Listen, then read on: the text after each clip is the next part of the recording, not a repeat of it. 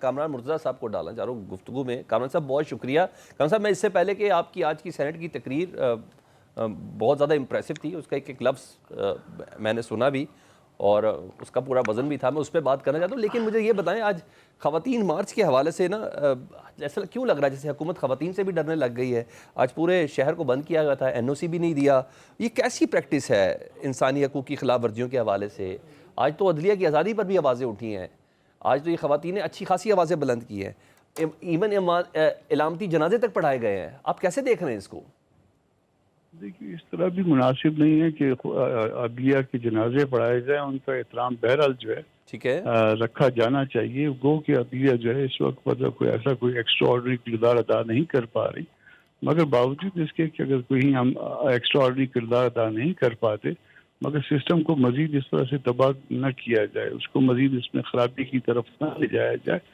اگر کوئی گورنمنٹ نے روکا ہے کسی کو کسی اس کے جائز معاملے میں تو وہ غلط ہے، اس کو ایسا نہیں ہونا چاہیے۔ یا کم از کم اگر فرض کر لیجئے کسی نے کوئی احتجاج کرنا ہے، کوئی اس کا کوئی اور ڈیمانڈ ہے کسی طرح سے، تو ان کو کوئی ہائیڈ پارک کی طرح کا کوئی ایسی جگہ مخصوص ہو جانی چاہیے جہاں پہ سب جائیں، احتجاج کریں، اپنی بات کریں، اپنی بات رکھیں، ٹھیک ہے اور وہ پبلک تک جائے۔ اس میں کوئی حرج والی بات نہیں ہوتی، مگر حکومت چونکہ یہ ہائبرڈ نظام ہے تو وہ صرف ڈرتی ہے شاید، اور نہیں جو ہے نا وہ ان چیزوں کی بھی اجازت نہیں دے رہی جو کہ دستور اس کی اجازت دیتا ہے یا اس کو گارنٹی کرتا ہے۔ تو یہ غیر مناسب حرکتیں ہیں۔ بہت سی ایسی چیزیں حکومت کے پارٹ پہ ہوتی ہیں جس کو دیکھ کے ہم حیران ہو جاتے ہیں کہ ان کو کون جو ہے عقل کون دیتا ہے، ان کو جو ہے وہ کس کے کہنے پہ یہ اس طرح کی حرکتیں کرتے ہیں، کیونکہ سین آدمی جو ہے وہ اس طرح کی حرکتیں نہیں کر سکتا۔ اور آپ سمجھتے ہیں یہ سیاسی اپروچ نہیں ہو سکتی اس طرح کی حرکتیں کرنا؟ یہ غیر سیاسی یا تو پھر غیر سیاسی لوگ جو ہے وہ پھر وہ اس حد تک حاوی ہیں کہ وہ یہ معاملات چلا رہے ہوتے ہیں، ورنہ سیاسی اپروچ یہ نہیں ہوا کرتی۔ سیاسی اپروچ تو یہ ہے کہ آپ نے مجھے جو کچھ کہنا ہے 100 دفعہ کہیے تمیز کے دائرے میں، مگر اور آپ کو اس کے لیے جگہ دے دی جائے، اور بھلے آپ جس طرح سے تنقید کریں، ذاتیات پہ نہ جائیے، گالیاں نہ دیجیے، مگر جو آپ نے کہنا ہے مجھ پہ تنقید کرنی ہے وہ آپ کا حق ہوتا ہے۔ ٹھیک ہے۔ اچھا کامران صاحب، آج سینٹ میں جب اون عباس پپی صاحب کو آج پروڈیوس کیا گیا، وہ آئے، ان کی تقریر بھی ہوئی، آپ کی تقریر کے میں نا ایک جملہ بڑا اہم تھا۔ انہوں نے کہا میں عام طور پہ مشرف دور کی تعریف نہیں کرتا یا میں اس کو اپریشیٹ نہیں کرتا، آپ نے کہا کہ یہ جو وقت ہے نا یہ اس دور سے بھی بدتر دور ہے۔ واقعی ہم پیچھے کی طرف جا رہے ہیں جی اس جمہوری سو کالڈ سیٹ اپ کے اندر؟ میرا خیال ہے کہ اس سے کئی گنا میں بالکل جو میں ان کا سخت ناقد رہا ہوں، ان کے اوپر سخت تنقید کرنے والا رہا ہوں، ان کی اپنی اس دور اقتدار میں بھی، مگر یہ اس سے کئی گنا بدتر دور ہے۔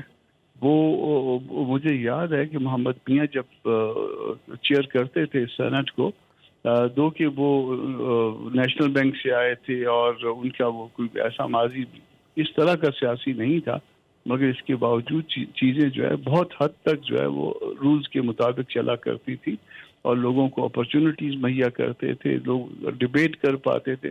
اب تو یہ ہے کہ ہر چیز جو ہے وہ کنٹرول کرنے کی کوشش کی جاتی ہے۔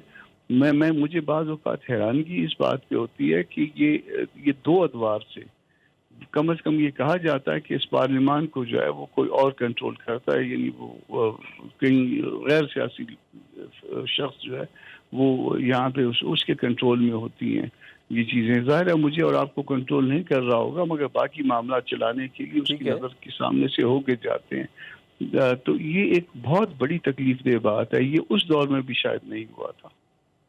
اچھا ٹھیک ہے، میں ایک اور چیز آپ سے پوچھنا چاہ رہا ہوں۔ آج اون عباس پپی صاحب نے جب اپنی روداد سنائی ہے تو انہوں نے بتایا کہ کس طرح ان کے بیڈ روم میں گھسا گیا۔ ماضی میں یہ ہوا، ایک پریکٹس رہی بھی ہے۔ مریم نواز صاحبہ اور کیپٹن صفدر صاحب جب کراچی میں تھے، ان کے ساتھ ہم سب نے آواز اٹھائی تھی کہ غلط کہا تھا۔ آج نون لیگ یا تو خود کرا رہی ہے یا خاموش ہے، میں اس کو کس پلڑے میں رکھوں؟ آپ مجھے بتائیں، کوئی بینیفٹ آف ڈاؤٹ دینا ہے نون لیگ کو یا اس حکومت کو؟ کیا کرنا ہے ہم نے؟ مطلب تھوڑا واضح کر دیں، کیونکہ اعجاز چودھری صاحب کو تو پنجاب حکومت نے پروڈیوس کرنا ہے نا۔ ایک چیز تو آپ کہیں گے نا کہ یہ اگر ان کو نہیں پتا یا خود نہیں بھی کر رہا ہے تو یہ ان کی نااہلی ہے۔ اس حد تک اختیار سے دستبرداری، میں اختیار کی بات کر رہا ہوں، اقتدار کی بات نہیں کر رہا۔ ٹھیک ہے، اختیار سے دستبرداری جو ہے وہ انتہائی جو ہے خطرناک ہے۔ ان کو شاید یہ سمجھ میں نہیں آ رہا کہ یہ 4 دن کا اقتدار اس اختیار کو جو ہے یہ اس جمہوریت کو اس قدر ڈیمیج کر دے گا یا ڈیمیج کر چکا ہے کہ جو پاکستان میں آج تک نہیں ہو پائی تھی. میں دو لوگوں کو اس معاملے میں کیونکہ ایک پولیٹیکل ورکر ہوں, میں دو لوگوں کو اس حوالے سے جو ہے الزام دیتا ہوں.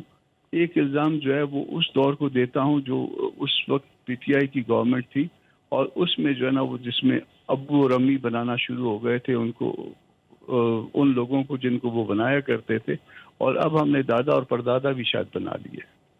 ٹھیک ہے. اور صاحب میں اس سے پہلے کہ بریک پہ جاؤں, میں ایک آخری سوال بھی آپ کے ساتھ یہ کرنا چاہ رہا ہوں.